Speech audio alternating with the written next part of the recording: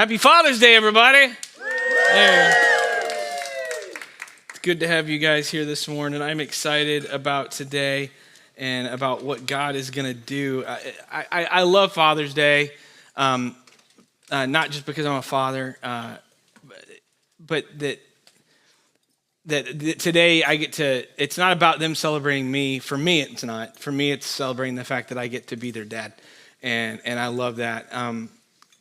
The best things in the world were taught to me by my father. And today I get to do something fun. Today is special. I love tag team preaching. And me and Pastor Kim, my father right here, who was our family pastor for 11 years, and Pastor Maya took over. Pastor Maya's parents are here. Here we go, Pastor Maya's parents. They're visiting. And we love Maya. And so on your way out, you got to tell them how great she is. And she is actually, next Sunday is Family Sunday. Family Sunday is one of our favorite Sundays. We do it a few times a year where everybody's in the room together. And it is not a kids service. The adults have to sit through. It's not an adult service the kids are stuck in. It is a service that is aimed and wrapped around the whole family.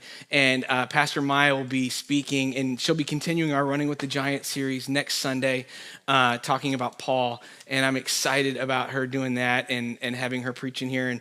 And so I love the idea of tag team preaching, and I've tag team preached a lot of Family Sundays with Pastor Kim over the years. Haven't done it in a few years now. And then today, I get to also incorporate my oldest son, Arliss. Yeah. And if you don't know Arliss, I'm surprised. I'm very surprised if you haven't met Arliss yet and he hasn't tried to hug you. He is just the happiest, sweetest kid on the planet, and I love it. And so excited to hear from him this morning. Being a dad is legitimately one of my favorite things in the world. And all my kids are so special to me, and they're all so special in such different ways. And every mother and father understands this, but like I look at my kids, and they're all so much like me, yet so different than me at the same time. I'm reminded of, there's an old song that it's a song from Ben Folds. I used to sing it to the boys when they were babies to try and get them to calm down. And it's called Still Fighting It. And there's a line in the song where the dad is singing to his son who was just born. He says, "You're so much like me, I'm sorry." And that's sometimes the way it feels as a dad. I look at my kids and they're so different. Texas is just joy. He just exudes joy all the time until he doesn't. But even then, it's crazy. Like, he can be just upset or angry or crying, and I can still get him into my face. And he'll be, and I'll go, and he'll go, he immediately starts laughing. He understands. He gets it. I look at Linus, who is my middle son. He's my tough football player, and we'll sit around and we'll talk about, like, I'll talk with Texas about machines all day long. He'll sit in the car and he'll start asking me about how cars work and how things happen and work. And he's analytical and thinks that way. And then Linus will sit there and talk about football with me all day and all night long. He always wants to talk about football. He loves. He's my tough little kid, and he's probably the one that is most like me, but in such a different way than the other ones, because the other two, there's not three more. Oh, yeah. Oh. Do not speak that into existence. The other two are a lot like me, just in totally different ways, and not so much. Linus is, the way he is like me is out front, whereas the other two, it's in different ways. With Arliss, we'll sit down and talk about movies and music for hours and hours, and I'll tell him how our movies and our music was better than his. And he dies on that hill, but he is dying on that hill because it's wrong. Ours is better. It just is. And I love it whenever I get, being a dad has been such an incredible journey and such a blessing, but it's also an incredible responsibility. And so today is generation to generation. And whenever I came up with the title for this message, I went like, what can we do that's different? And I was like, well, maybe me and my dad could speak. And then I thought about it, because Arliss has been doing short sermons at school and some different things. And I was like, maybe Arliss would like to. And he was super excited to be able to do that. And so today I said, why don't we have three generations share about what we learned from our fathers and grandfathers, the things that helped shape who we are. And so opening up today's message is the best pappy in the world. To know him is to love him, and he is a rock star in his own right. So why don't you guys give it up for my dad, Pastor Kim Kelly.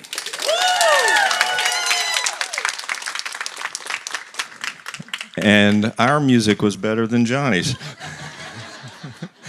Can't beat the 70s rock. Yeah. I wore a button-up shirt today. This is the first time I think I've worn one around here. I always have the T-shirts on. And my birthday was yesterday, and 71 now. Yeah. Betty told me I'm going to get new clothes, and because I've been on a diet. And so Jeff brought over a 15-pound brisket before Easter, and I holding that thing, and I said, "Here, Betty, hold this," and she held it, and I said, "I want to lose 3 of those," and so I've lost 2, and I'm working on the 3rd one now. So if it looks like it's a little big, it is. All right, but that's all right. Huh? All right. So anyway, thanks for being here today. I have do I have a picture up there? Yes. There's my mom and dad. Yeah. I was going to, say, well, we're not talking about mom, so I put an X over her face and say, and then have just dad by himself. But there's my dad, and, good-looking man. Yep. And I'm glad that generationally, that the looks get passed down. Johnny was adopted.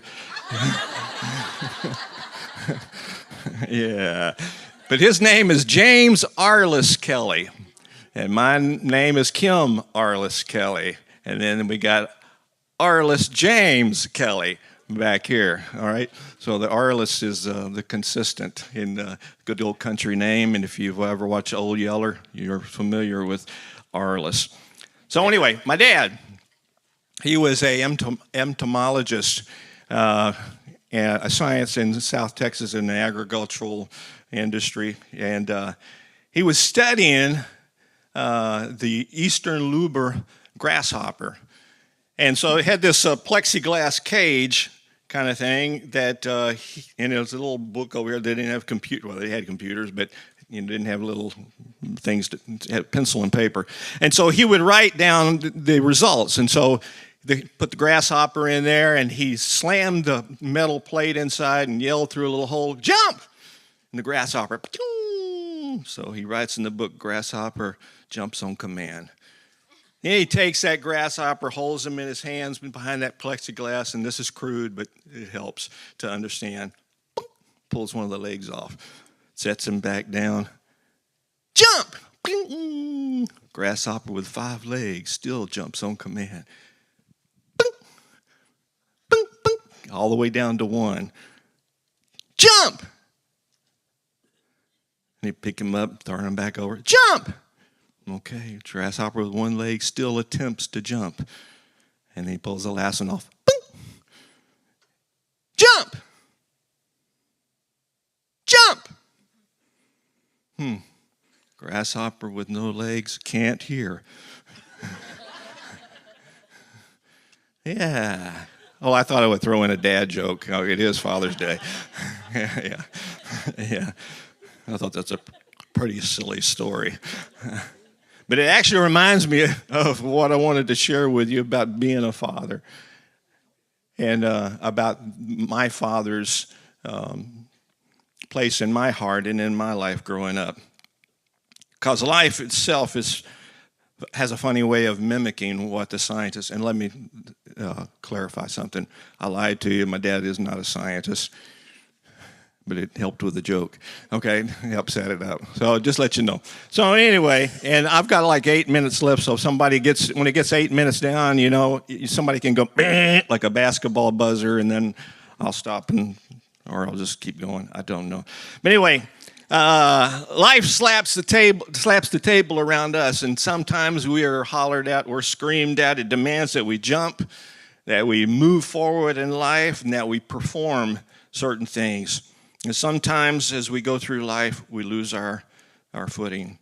We lose a leg or 2, and along the way, we get tired, we get hurt, and we feel like we have absolutely nothing in our life that's worth giving. But a good father is the exact opposite of that scientist. And my dad was that way. Well, not the scientist, the opposite.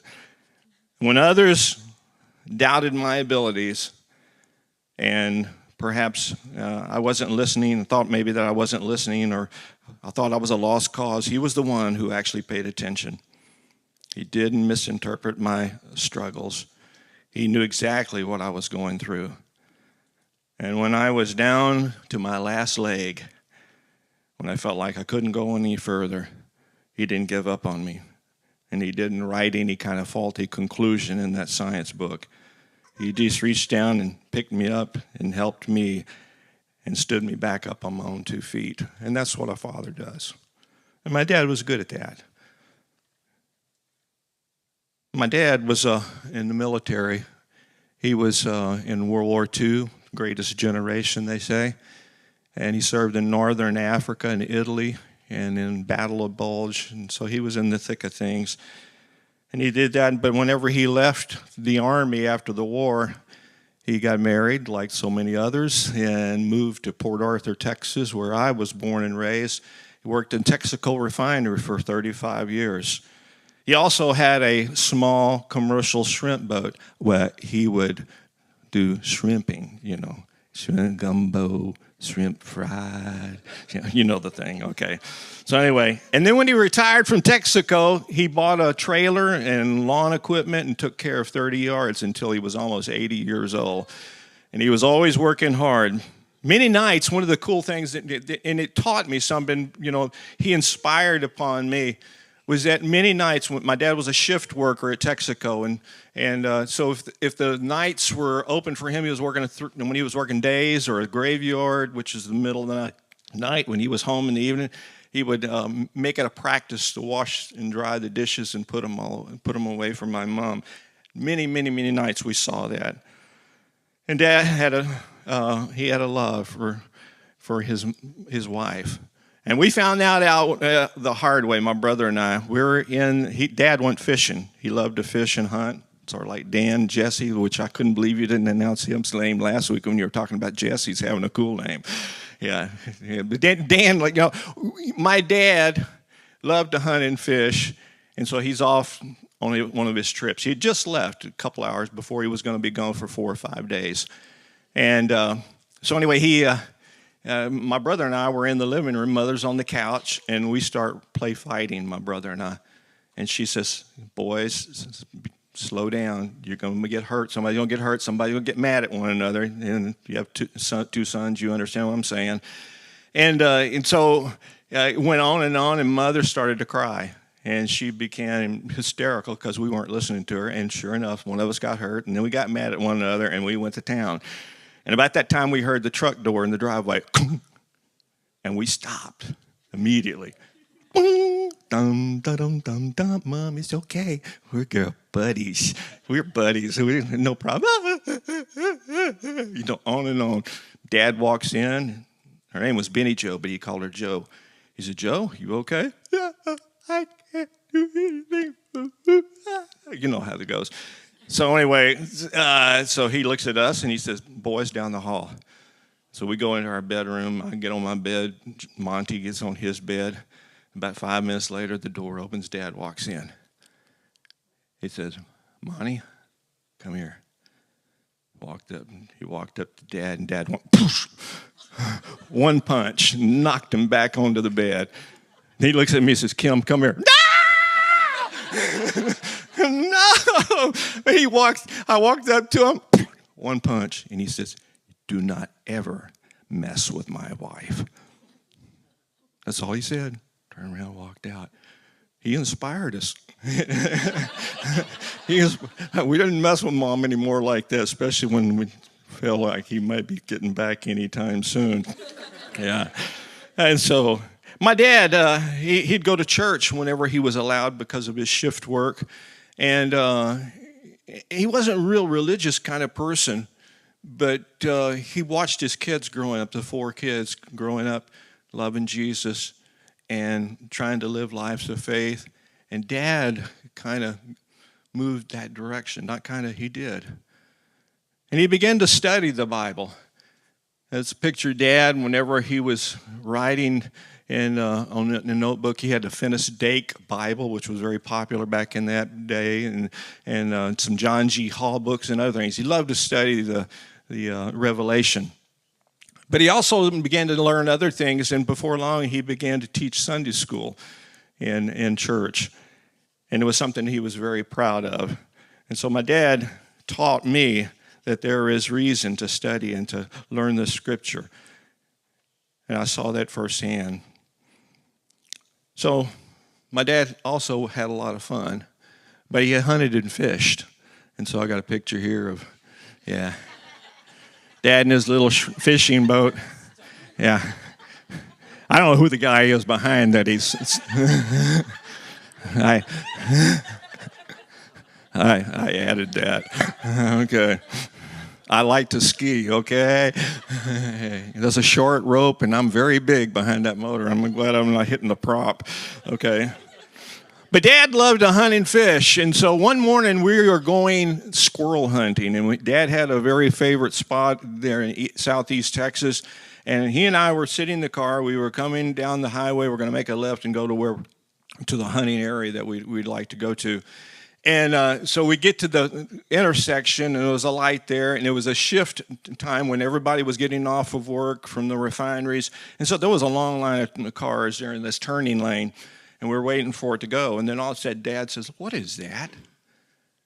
Scout's honor, and it's very popular right now. But 3 green orbs are going across a horizon, and we're looking at it. And we get out of the car. Everybody's out of their cars. What was that? What was that? And to this day, or not to this day, to the day when Dad in 2008 gave away, up until that point, every time we'd get together, he'd say, "You remember that time we saw those things, whatever they were? What do you think they were, boy?" "I don't know, Dad. 3 green things flying across the sky." I have no answer for it, but we got back home that day, and others on barges and ships out in the Gulf saw the same thing. So I think there are aliens out there. Okay. He loved gospel music, gospel quartet music, and he and I would sometimes go see the Statesman Quartet, the Happy Goodmans, the Blackwood Brothers, groups that you don't ever hear of anymore. But he loved music. He loved to sing, too. He had a good voice. He didn't remember the words. "Everybody will be happy over there, over there. Everybody and I'd have to pick up the words and sing them for him. But he did love to sing. He took care of the family, and he had some humor about him also. Here is Dad displaying some humor. He had my motorcycle helmet on and his false teeth out. And what was funny is Dad had a spot on the top of his head. It was a sebaceous cyst. So he had like a big bump. And he had it for years until he finally got it cut off. But when people say something about it, he would say it was the extra brain that he had. He had a very unique laugh. In fact, Johnny can do the laugh. Go ahead. I don't know what you're talking about, Dad.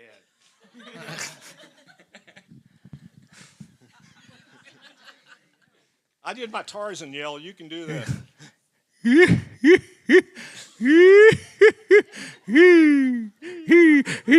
Joshathan. That's what he would call me. My cousin's named Josh, and I'm Jonathan, and he would call me Joshathan.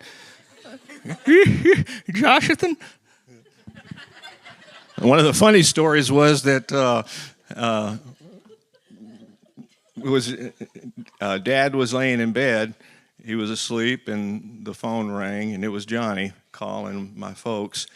And Mom picked up that phone. Dad had a phone by his bed, but he didn't pick it up. She just picked it up, and Johnny immediately went into the routine of talking like my dad and laughing. And Mom is down the hall. "Butch, put the phone down. Johnny's talking to me." What'd you say? On and on, driving my mother crazy. Yeah, so he's got some of that spirit in him also. So in closing, I learned more about him and the beauty of being a father. After myself, I became one. And I wish I'd spent a bit more attention to the ways of being a father whenever I was young growing up. Of course, I had to learn a lot of things on my own on how to be a father. But a good father is a great thing because it gives formation to, especially to the male, but also to the female, the girls growing up. And dad is very, very strong, influential person in the life. And I thank the Lord for giving me a great dad. Thank y'all.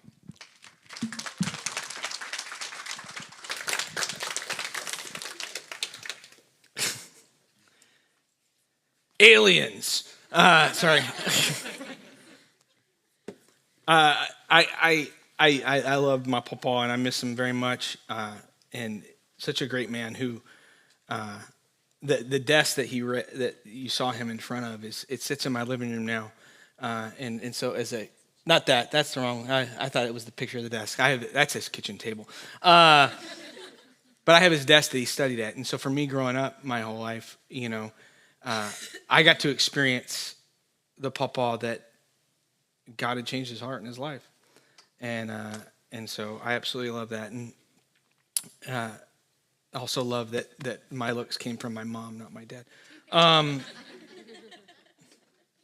But today we're talking just stories a little bit, and then I'm going to close it up with the final thoughts for the message. But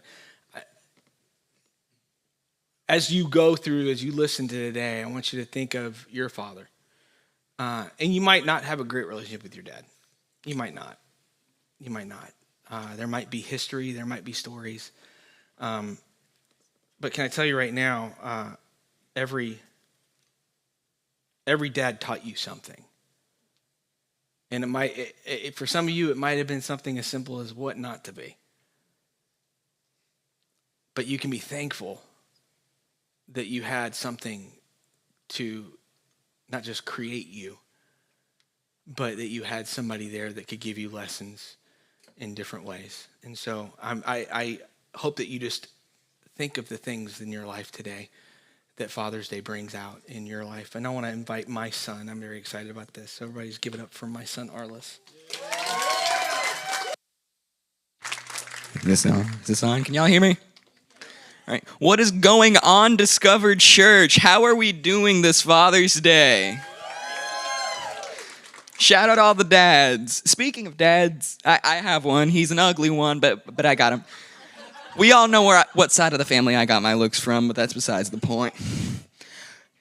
I've always wondered how he preaches up here with that thing right in his eyes. Like, no matter what building we're in, he always has this massive spotlight, just like, you know? Oh, Lord.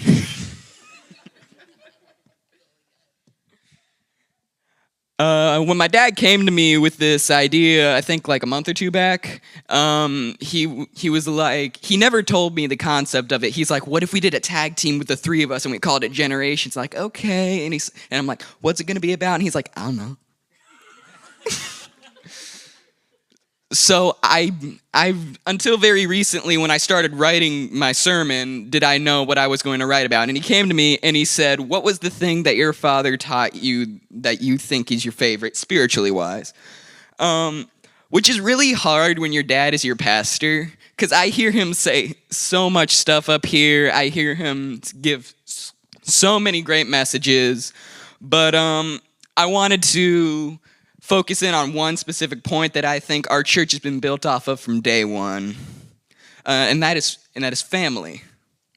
There was this one story that my pappy had told me when I was younger, and it stuck with me, and I think it applies really well here. So this one time, Pastor Kim was sitting there just chilling. He was just sitting there.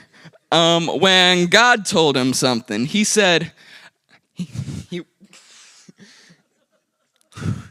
said, do I?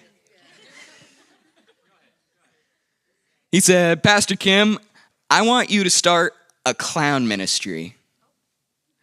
Like Bozo the Clown, like Ronald McDonald, a clown ministry, where they would get in a truck and perform shows. But God also said, Yeah, that was the truck.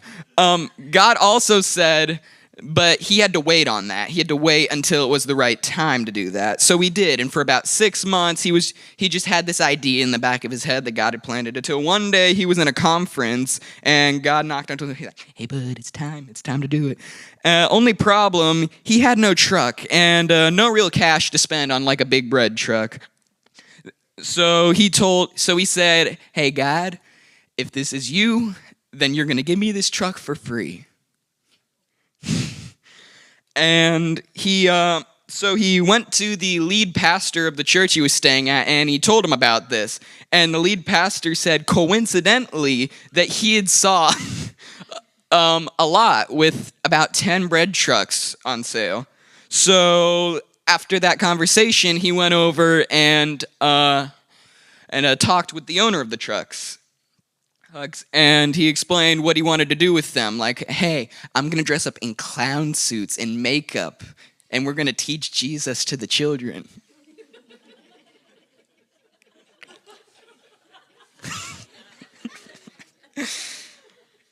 But the owner then sent out his mechanic to pick the best truck on that lot.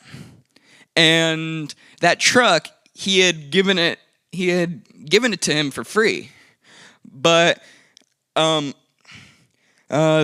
title transfer for the car, it required a minimum of $1 to make it official. And Kim said, he told me that he muttered under his breath, "Lord, you said it'd be free." And the owner covered the $1. And using that truck, the Kid Chicity Bread for Life truck was born. I've got a few pictures. That's the truck. Can we go to the next one? That's Pastor Betty. And we got one more. That's all three of them. That's my dad, my pappy, and Miss Betty. Like I said, we can tell which side of the family I got my looks from. The ministry, he taught hundreds of kids using this. They would go around neighborhood in clown suits, and they would put on shows, go to churches, and eventually, when they were done, he'd wipe off the makeup and come out as Pastor Kim and deliver a message. We couldn't have done this without the Christian family. We couldn't have done this without the pastor pointing out the law, without the owner giving the truck away, and without the actors like my dad and Aunt Emily playing the clowns. I think one of their names was Biscuit something. What was their name? Cinnamon Roll. So you were all...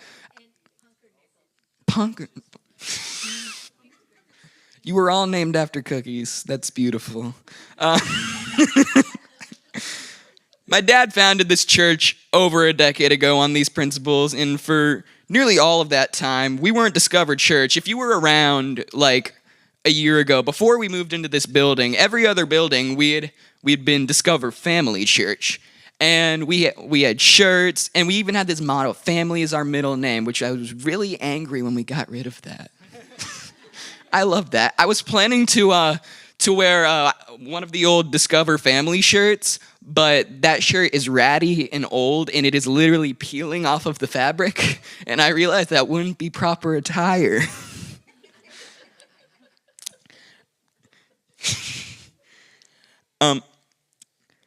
He's reinforced this idea time and time again in my life, that the church family is monumental. He's reinforced it in his messages too. And I think this also applies to me a bit more than most because I grew up with you guys. I spend so much time at the church with my dad, especially at our old building. I would always just sit in his office for like hours on end while he did whatever he was doing. I still have no clue why you needed to be there like 6 days a week for like 7 hours. He would always stop by like a Taco Bell and get us like a pack of Cinnamon Twists to shut us up. But yeah, I grew up with you guys. I grew up with this church, and because of that, I realized how important that the church family is. We couldn't have done any of this. We couldn't have set up the lights. I couldn't be preaching up here if it weren't for Kathy making the coffee, if it weren't for Tim outside, if it weren't for Trevor back there. Hi, Trevor. Or Pastor Maya and Alyssa and Caleb ministering to our children. Most of all, I couldn't have done it without my dad. He thought of this machine. He thought of this. He thought of this message. He's placed like every single little cog in this church, and I just think that's really cool. I just think that's really cool. And I want to close with this verse from 1 Corinthians 12:12. The human body has many parts, but the many parts make up one whole body. So it with the body of Christ. I read that right.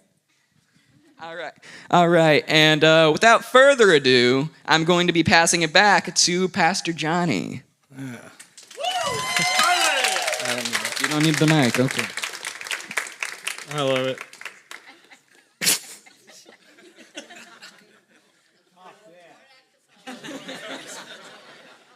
You guys set the bar high. One of my favorite memories, I remember riding to church at, we were in,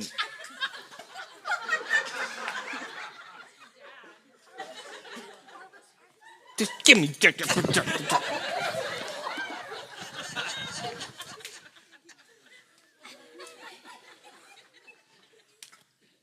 remember, I was probably about 4 or 5 years old, and we were driving to church. We lived in Port Arthur, Texas, and my dad was the kids pastor in Orange, Texas. And we were driving there one night, or driving home from there one night after church. And we were in it was an 84 Chevette, a 1984 Chevy Chevette. I've looked for those. In fact, I sent him one. I found one on Facebook Marketplace the other day, and I know they're terrible cars, but like part of me wants to buy it because I'm like, I remember that. It was the first car I drove. Yes, I was 5. It was a stick shift, so I didn't control the pedals or the stick. He just let me steer. He put me in his lap, and then I drove us into the ditch. But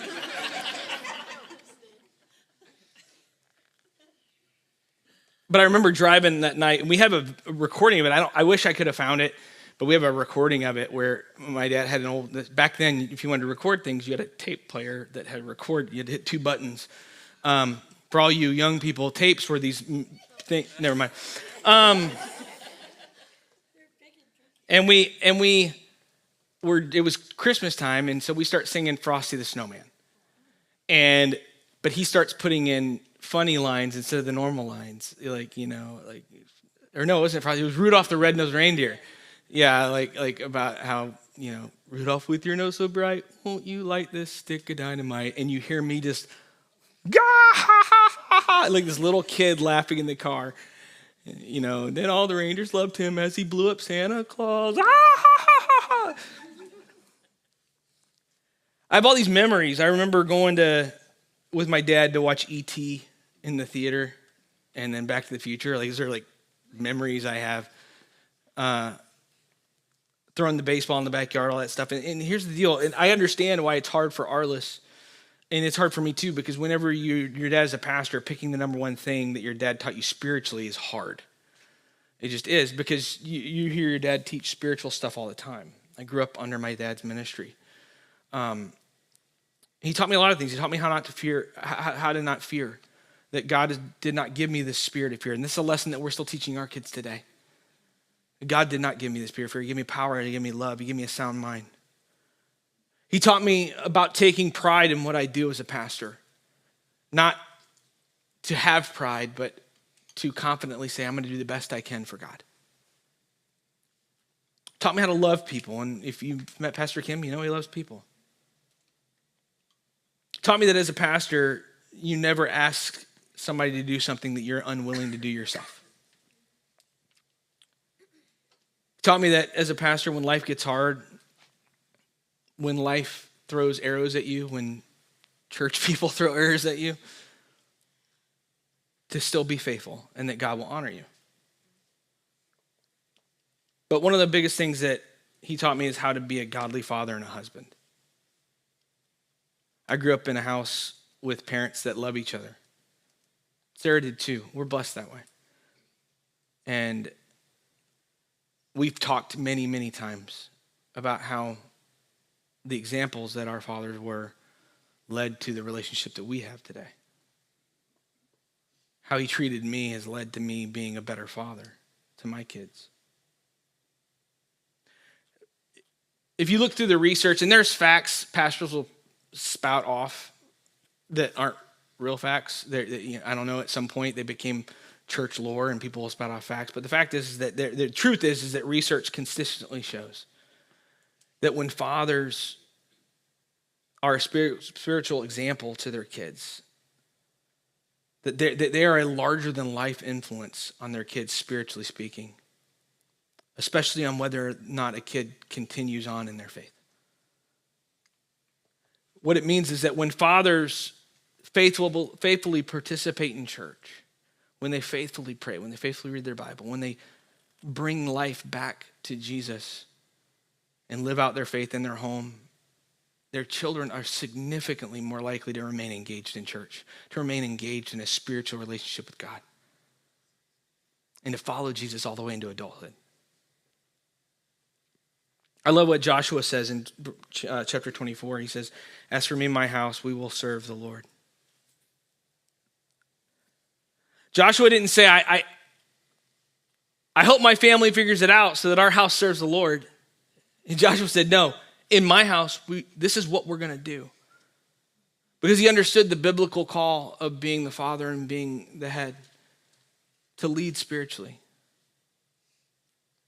We see it in Deuteronomy chapter 6, and we've preached messages on these verses for years, when basically God instructs people and he says, hey, whether you're sitting at home, whether you're out and about, write the words on the doorstep of your house. Put it on your forehead so that you don't forget that I love you and that you serve the one true God. And research is very cool. I can give you all the research stuff, but the research, what I'm trying to exemplify to you today, as I get ready to close, you can start some music for me. The research simply reinforces what I believe scriptures have taught us for 2,000-3,000 years. That fathers, if you have a consistent and visible everyday faith, not just fathers and mothers, lived out by the parents, consistent, visible faith. When you take your spiritual leadership as a father seriously, it has such a profound impact on the next generation. And here's the cool thing, is that it's never too late. It's never too late. I look at Papa, my grandpa, who, he was very kind. He struggled for a long time with lots of issues, like punching his sons. But that's not the man I knew. Because by the time I came around, he had decided and understood that his leadership role, faith-wise, was more important. It's not too late. You can be the father that God has created you to be. And you can start today. My identity is as a beloved son of the one true God. That I was made in his image. So what I'm remembered for to not be a church, but the legacy that my kids carry on. Here's the deal. It comes down to something simple. Don't be surprised if your kids treat Jesus as unnecessary if you treat Jesus as unnecessary. If church is optional to you, then it's going to be optional to your kids. I say it all to say this, is that as a father, there is a power you wield. And you can wield it for Jesus, or you can wield it for your own desires. So my encouragement to you today is to walk out of this place saying, I'm going to be a better dad. I'm going to be more like Jesus. My encouragement to the rest of you is to tell your dad the things that he's done. And maybe you don't have a dad that's been good to you, but you have somebody that has been that character to your life. You got a father-in-law or stepdad. Just be some guy you work with who's older than you, who's spoken in your life and loved you.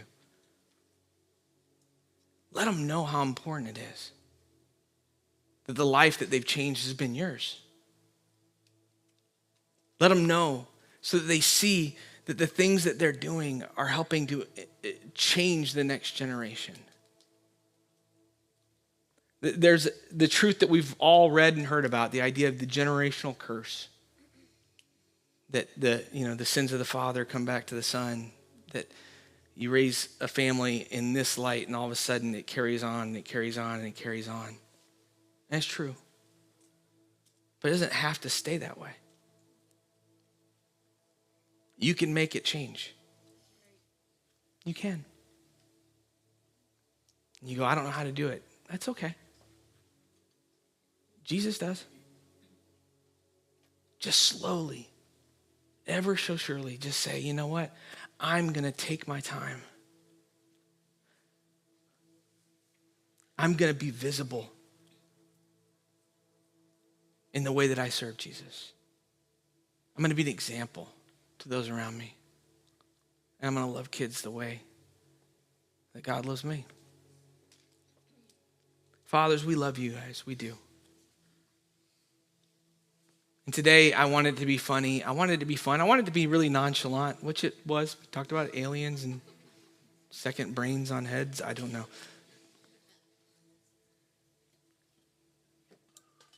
And there's no way that 20 horsepower outboard motor was getting your butt up on skis.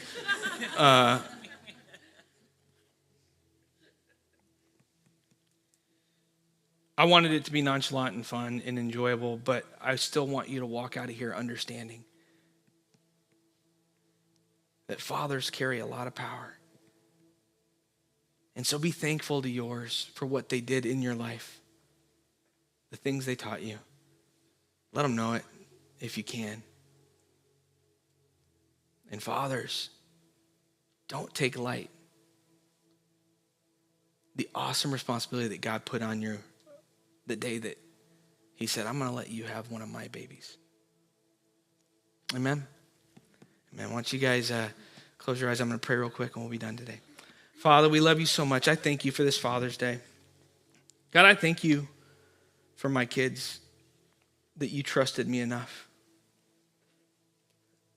to let me raise three of your special creatures. I thank you for my father and the example he was, that he taught me what it means to be a good father, be a good husband, be a good pastor. For my grandfather. God, I thank you so much for all of the men in my life. My Uncle Wayne and Uncle Monty and all these great men that helped raise me and helped make me the person that I am today. And I pray right now that you would place in our souls as fathers in this room a burden to carry that responsibility around in a way that honors you. That we can lead the way you've called us to lead. We can love the way you've called us to love. And that we can shape future generations by simply following after you and letting our kids see it. That we'd walk out of this place today thankful for what we did learn, what we did get from our fathers. Thankful for the men, whether they're fathers or not, that stepped in and played a role. And that God, ultimately, we thank you for you being the ultimate Father in heaven. That no matter what, no matter who we are, no matter what we grew up with, we know that we all have a true Father that never leaves us, never forsakes us, and is always looking out for us. Thank you for that. Help us to try and live up to that example. In Jesus' name we pray.